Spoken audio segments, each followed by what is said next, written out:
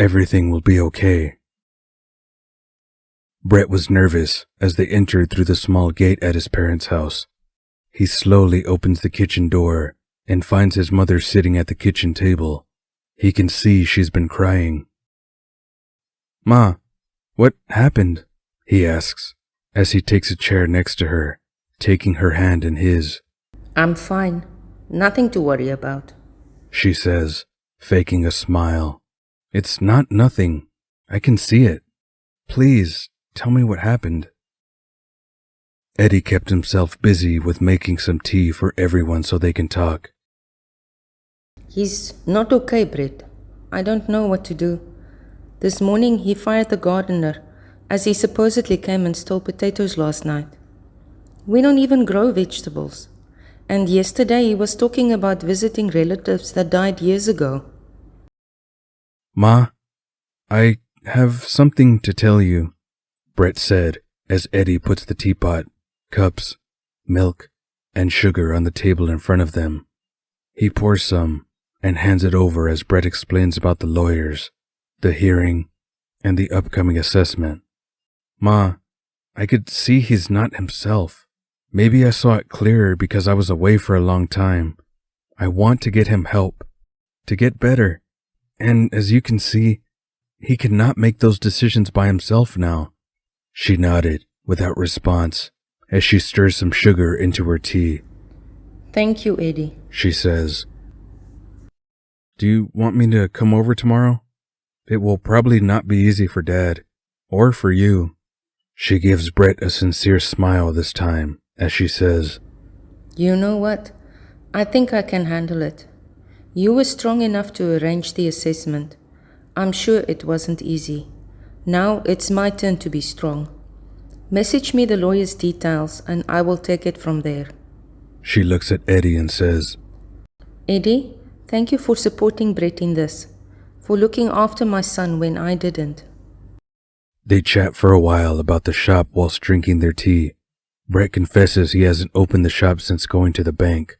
His mother wasn't extremely surprised when he shared the bank balance. They have been running the shop for the last 30 years, and with their frugal lifestyle, it made sense. "Brett, I will let you know how it goes tomorrow," his mother said as she hugs him when they are ready to leave. "And thank you for being brave when I wasn't." She gives Eddie a big hug, also to his surprise. "Eddie, please look after Brett for me," she says. "Always." They collect their luggage from Sue's and say goodbye one more time. Then they take a taxi over to the apartment, as neither felt like struggling on the bus with all the stuff. "Thank you for sticking by me through this." Eddie smiles as he says, "I told you everything will work out. I know the assessment is only the start, but I believe everything will be okay now." As they enter the apartment, they each go and put their stuff in their rooms. The mattresses did magically inflate as promised. Eddie makes his bed. Brett decides to leave his for later.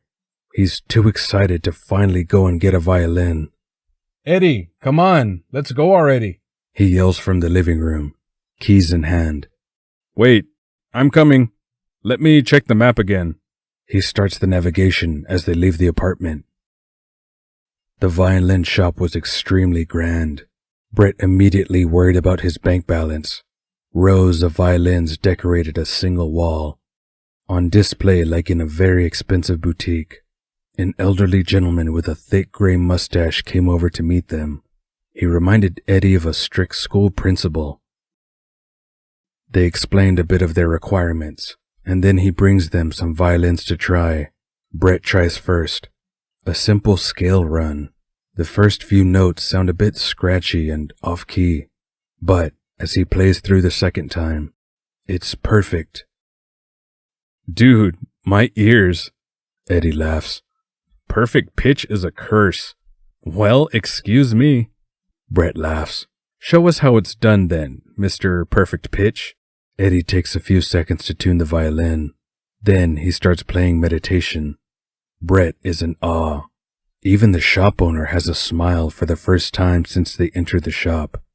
When Eddie stops after the first few passages, He is surprised when Brett actually applauds his mini performance.